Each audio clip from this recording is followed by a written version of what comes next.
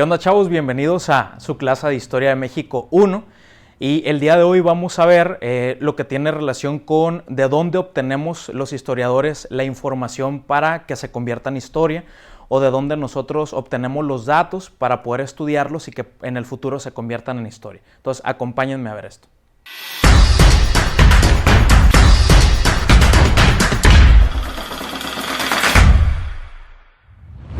Se conoce como fuentes históricas a todos aquellos sitios donde nosotros podemos, los historiadores o cualquier persona podemos obtener información. Por ejemplo, si tú estás en un parque público y miras una fuente, de la fuente sale agua. Entonces imagínate que hay diferentes fuentes de información, pueden ser en este caso los libros, películas, documentales, pueden ser vestigios arqueológicos, etcétera, etcétera. Entonces cuando hablamos de fuentes, básicamente estamos haciendo referencia a dos de ellas, primarias y secundarias.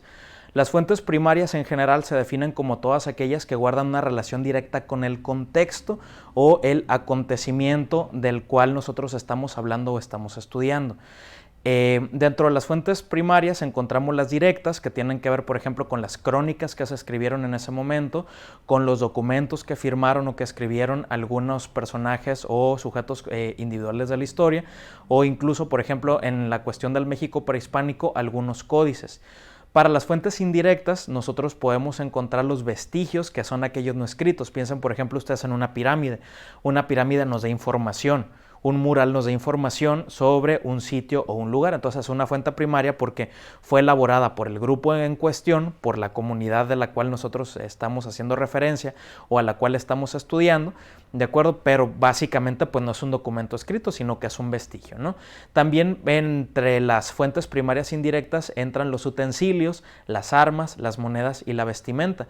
Las modas, por ejemplo, las formas de hablar, los objetos que nosotros hemos ido creando como género humano a lo largo de la vida, pues también nos hablan de un contexto en particular o en específico.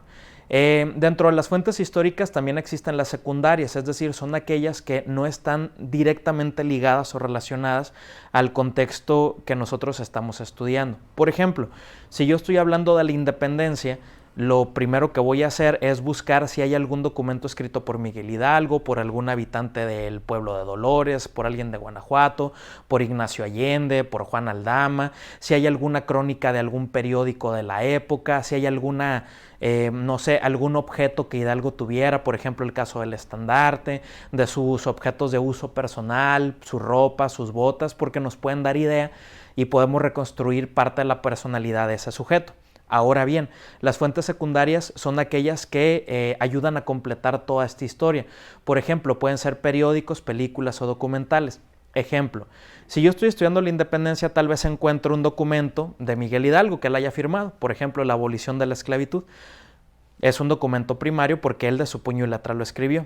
¿De acuerdo? Ahora bien, puede ser que yo encuentro en un periódico un relato de la noticia de aquel momento, donde me decían que Hidalgo tenía ciertas características físicas o de su personalidad o cómo es que llegó al momento para firmar ese documento. Entonces las fuentes secundarias son aquellas que nos ayudan a complementar la información que en fuentes primarias existen. Entonces estamos haciendo referencia a que pueden ser folletos, que pueden ser películas, que pueden ser periódicos, documentales o incluso la fotografía representa una fuente de información secundaria cuando no tiene texto atrás. Cuando hay un texto atrás escrito que nos dice quiénes son los personajes o cuál es el contexto o el día, ahí ya sería una fuente primaria. Pero cuando la fotografía no tiene redacción en la parte posterior, significa que estamos en fuente secundaria.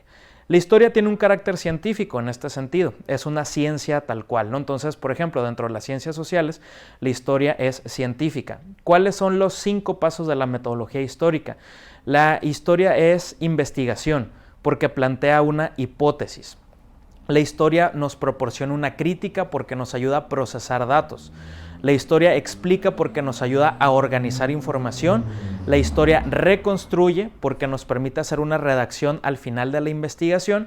Y la historia también expresa porque va a sintetizar los resultados obtenidos. Es decir, cuando nosotros los historiadores llevamos a cabo un proceso de investigación, que entrevistamos, revisamos documentos, que realizamos algún tipo de entrevista, estamos aplicando la metodología científica para que nuestra historia tenga la veracidad y tenga la verdad que se requiere requiere para poder ser compartida. Yo no puedo compartir algo que no me consta, yo no puedo compartir algo de lo cual yo no soy parte, y entonces en ese sentido la historia tiene un carácter 100% científico.